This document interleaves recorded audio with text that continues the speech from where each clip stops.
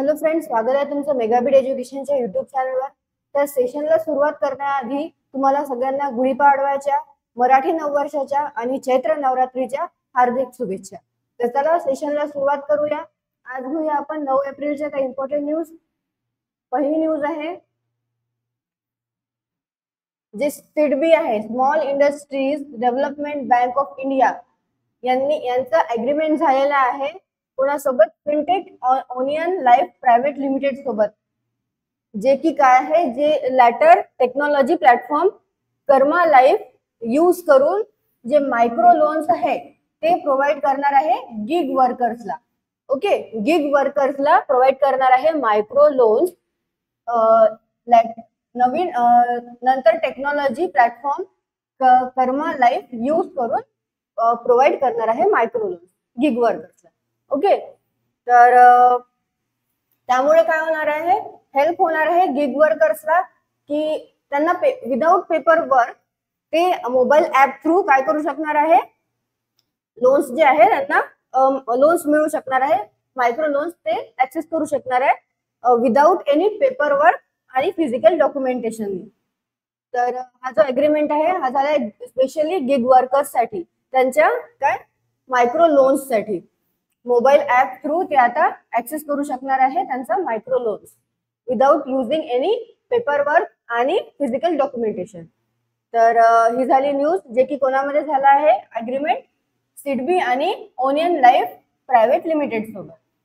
तर चला next news घेऊया. नेक्स्ट जी न्यूज आहे ती आहे की पॉप्युलिस्ट जे आहे पीटर पेलेग्रिनी, त्यांनी काय ते इलेक्ट झाले आहे ऍज अ प्रेसिडेंट कुठले, स्लोवाकिया मधले. तर न्यू प्रेसिडेंट कोण आहे आता स्लोवाकियाचे, ते आहे पीटर पेलेग्रिनी. कोणाला त्यांनी सक्सीड केलेलं आहे, त्यांनी सक्सीड केलेलं आहे झुझान कॅपुटोवा यांना. तर आधी जे होते प्रेसिडेंट ते होते झुझाने कॅपुटोवा, त्यांना सक्सीड करून आता इलेक्ट झाले आहे प्रेसिडेंट म्हणून कोण झाले, पीटर पेलेग्रिनी, कुठले, स्लोवाकियाचे. तर जे पेलेग्रिनी आहे ते 48 इयर्स ओल्ड आहे. त्यांनी डिफीट कोणाला केलं आहे, त्यांनी डिफीट केलेलं आहे एक फॉर्मर जे डिप्लोमॅट आहे, कोण, इव्हान कॉर्कोक यांना त्यांनी डिफीट केलेलं आहे आणि जिंकलेले आहे, इलेक्ट झालेले आहे विथ 53% त्यांना वोट्स मिळालेले आहेत. ओके, तर स्लोवाकियाचे न्यू प्रेसिडेंट म्हणून इलेक्ट झालेले आहे पीटर पेलेग्रिनी. त्यांनी सक्सीड केलेले आहे झुझान कॅपुटोवा यांना आणि त्यांनी डिफीट कोणाला केलेला आहे, त्यांनी डिफीट केलेला आहे इव्हान कॉर्कोक यांना. तर स्लोवाकिया बद्दल बघून घ्या. कॅपिटल काय आहे स्लोवाकियाचं, ब्राटिस्लावा. प्रेसिडेंट आतापर्यंत जे आहे ते आहे झुझान कॅपुटोवा आणि होणारे जे आहे म्हणजे जे झाले आता इलेक्ट झाले आहे ते कोण आहे, पीटर. ओके, प्राईम मिनिस्टर कोण आहे, रॉबर्ट फिको. करन्सी काय तिथली स्लोवाकियाची युरो. तर ही झाली प्रेसिडेंटशिपची, जे प्रेसिडेंट झाले आहे स्लोवाकियाचे त्याची न्यूज. नेक्स्ट बघूया. नेक्स्ट जी आहे, विप्रोनी त्यांचे न्यू एमडी आणि सीईओचं अपॉइंटमेंट अनाउन्समेंट केलेली आहे. तर कोणाची केलेली आहे, विप्रोनी अनाउन्स केलेली आहे अपॉइंटमेंट श्रीनिवास पल्लै यांची ऍज अ न्यू एमडी आणि सीईओ म्हणून. कशाचे, विप्रोचे न्यू एमडी आणि सीईओ कोण राहणार आहे, श्रीनिवास पल्लै. त्यांनी कोणाला सक्सीड केलेलं आहे, त्यांनी सक्सीड केलेलं आहे थेरी डेलोपोर्टे यांना.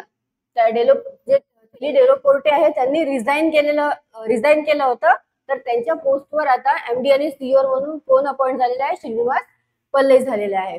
तर श्रीनिवास पल्लै जे आहे ते विप्रोचेच वेटरन आहे. त्यांनी 3 डिकेड जे आहे 30 वर्ष हे कंपनी सोबत काम केलेलं आहे, विप्रो सोबतच. ओके, त्यांनी मोस्ट रिसेंटली कुठे सर्व्हिस दिलेली आहे, अमेरिकास वन इथे सीईओ म्हणून त्यांनी सर्व्हिस दिलेली आहे. त्यांनी त्यांचं करिअर जे आहे जे स्टार्ट केलं ते कुठनं स्टार्ट केली, त्यांची जर्नी त्यांनी विप्रो मधूनच त्यांची जर्नी स्टार्ट केलेली ऍज अ प्रोडक्ट मॅनेजर म्हणून. आणि तिथे नंतर त्यांनी वेगळ्या पोझिशन्सवर पण काम केलेलं आहे, जसं president of the consumer business unit, chief executive of RCTG business unit. आणखी त्यांनी जॉईन कधी केलं होतं विप्रो? त्यांनी जॉईन केलं होतं 1992 मध्ये त्यांनी जॉईन केलेलं होतं. आणि त्यांनी आणखी कुठे काय सर्व्हिस दिलेली आहे तिथे विप्रोमध्ये? विप्रो एक्झिक्युटिव्ह बोर्ड म्हणून त्यांनी सर्व्हिस दिलेली आहे. President of Wipro's consumer business unit, global head झालेले आहे ते ऑफ बिझनेस ऍप्लिकेशन सर्व्हिसेस. तर विप्रोमध्ये त्यांनी काय एवढ्या सर्व्हिसेस दिलेल्या आहेत. त्यांनी 1992 मध्ये विप्रो जॉईन केलं होतं आणि करिअरची जर्नी त्यांनी तिथूनच विप्रो मधनं स्टार्ट केली होती ऍज अ प्रोडक्ट मॅनेजर म्हणून. ओके, तर हे झालं श्रीनिवास पल्लई बद्दल, जे की काय झालेले आता MD आणि CEO झालेले आहे विप्रोचे. नेक्स्ट बघूया. नेक्स्ट जे आहे ते इंडियन शटलर अनुपमा उपाध्याय आणि M. थरुण यांनी काय केलेले आहे? वुमन्स आणि मेन्स टायटल जे आहे ते मिळवलेले आहे. कुठे? जे अस्ताना मध्ये इंटरनॅशनल बॅडमिंटन चॅलेंज टुर्नामेंट झालं. कुठे?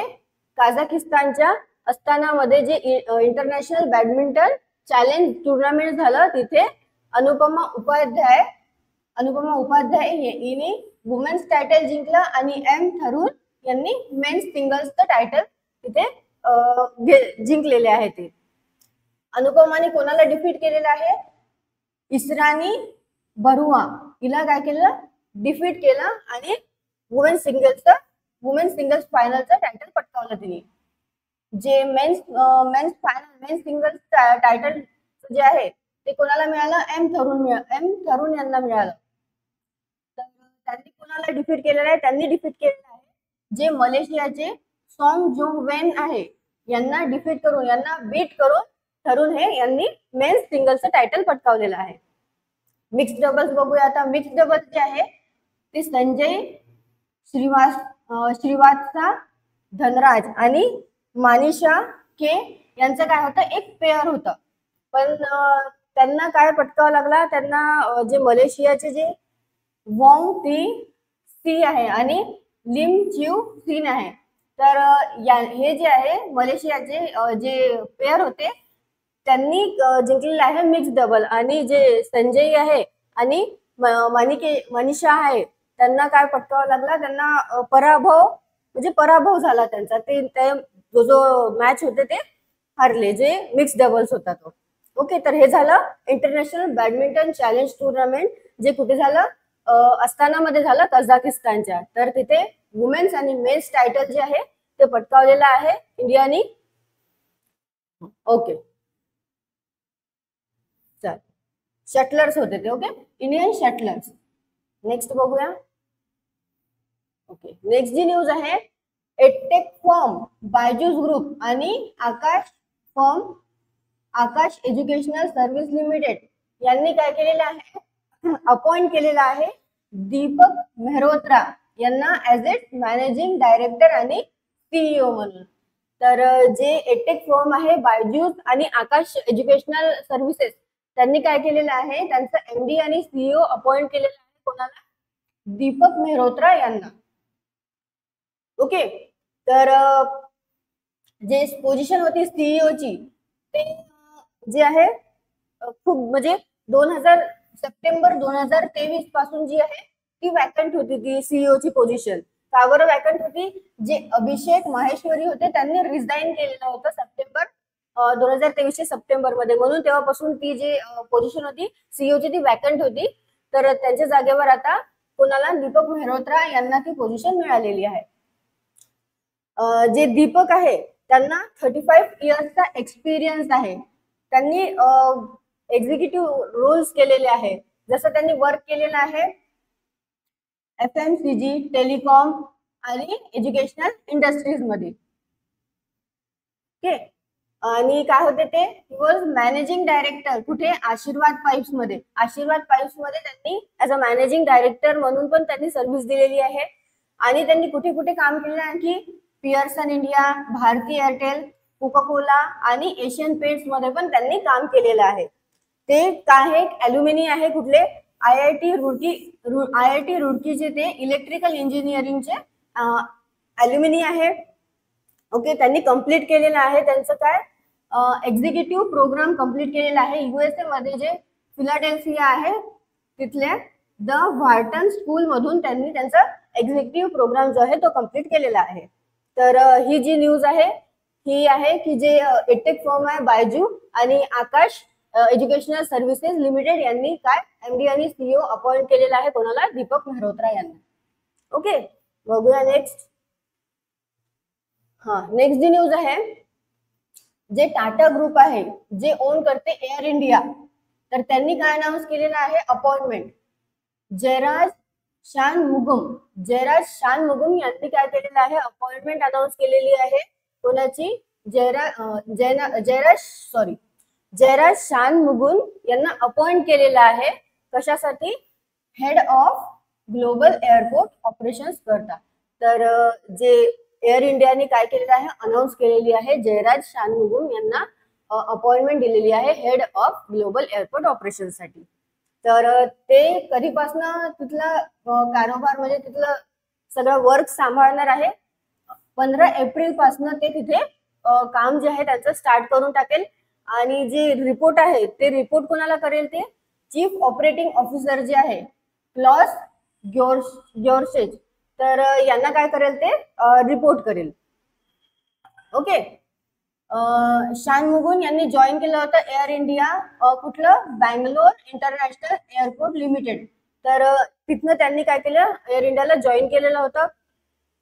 तिथे त्यांनी न्यू टर्मिनल 2 मध्ये काय ओव्हरसीज ऑपरेशन देखरेख म्हणजे पाहणी करणे इथे चीफ ऑपरेटिंग ऑफिसर म्हणून त्यांनी सर्व्हिस दिलेली आहे.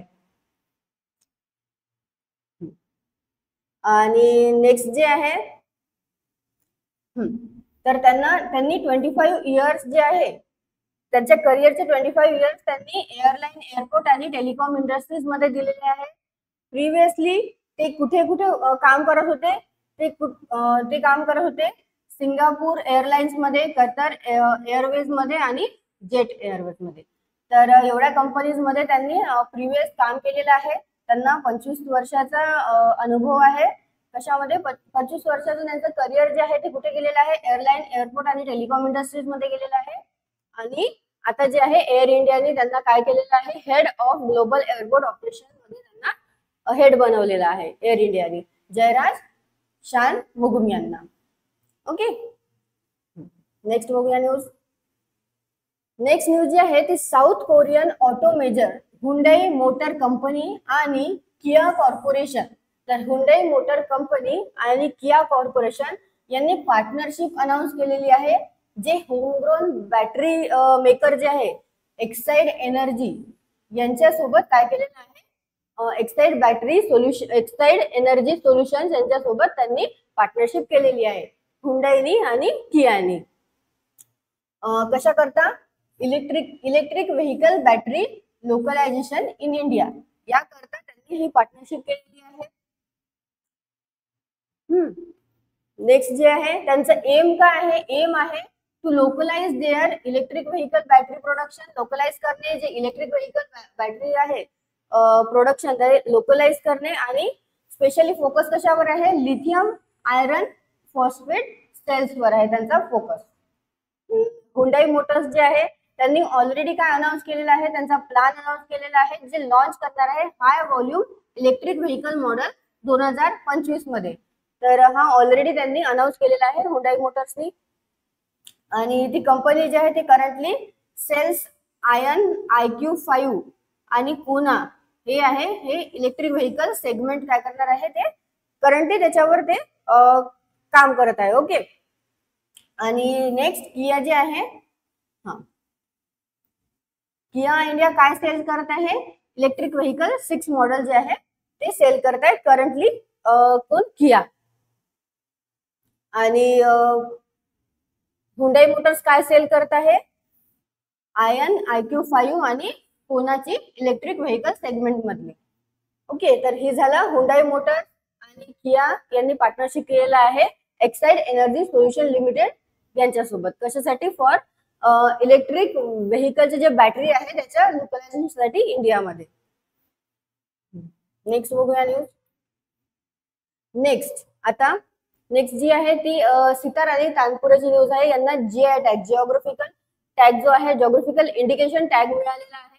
तर बघूया जे सितार आणि तानपुराज आहे ते स्पेशली म्हणजे कुठले आहे ते.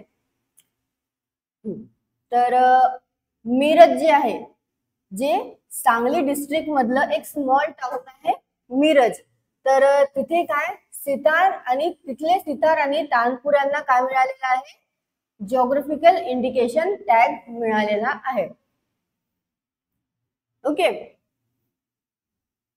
जे मिरज मध्ये आहे त्यांना म्हणजे खूप डिमांड मध्ये आहे हे इन्स्ट्रुमेंट. सितार आणि तानपुरा जे आहे ते मिरजचे जे सितार आणि स्पेशली मिरजचे सांगली डिस्ट्रिक्ट मधलं जे मिरज आहे तिथले इन्स्ट्रुमेंट्स आहे सितार आणि तानपुरा, त्यांना खूप डिमांड आहे.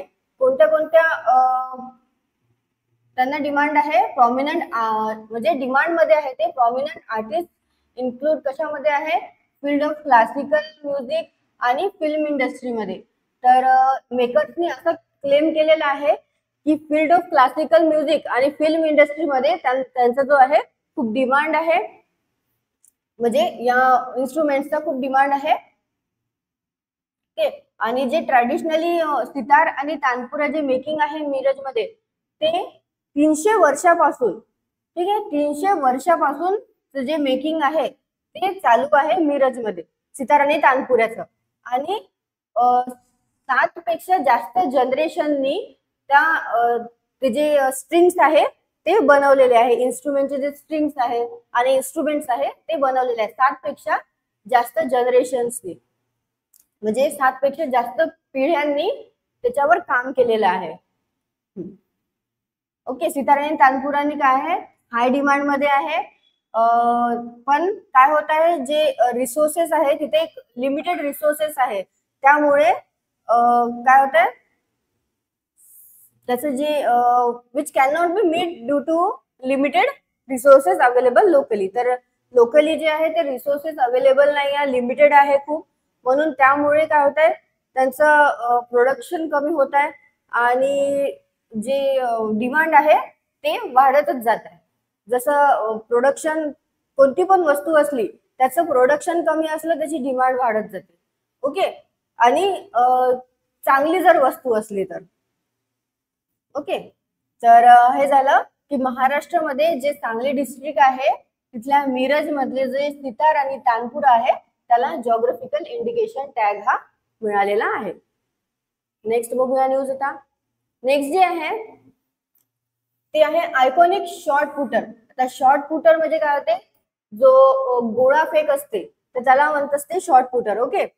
तर 2 टाइम ऑलिम्पिक मेडलिस्ट कोण, व्हॅलेरी ॲडम्स यांना जे 28 एप्रिल 2024 मध्ये जे 16th एडिशन होणार आहे Tata consultancy services world 10K Bengaluru मध्ये, तर जे इंटरनॅशनल इव्हेंट त्यांना बनवलेला आहे, इंटरनॅशनल इव्हेंट अँबॅसिडर बनवलेला आहे. कोणाला, व्हॅलेरी ॲडम्स यांना, जे 28 एप्रिल 2024 मध्ये म्हणजे 28 एप्रिलला जे काय होणार आहे 16th edition Tata consultancy service world 10K Bengaluru जे इव्हेंट होणार आहे त्यामध्ये त्यांना काय बनवलेलं आहे, इंटरनॅशनल इव्हेंट अँबॅसिडर बनवलेला आहे.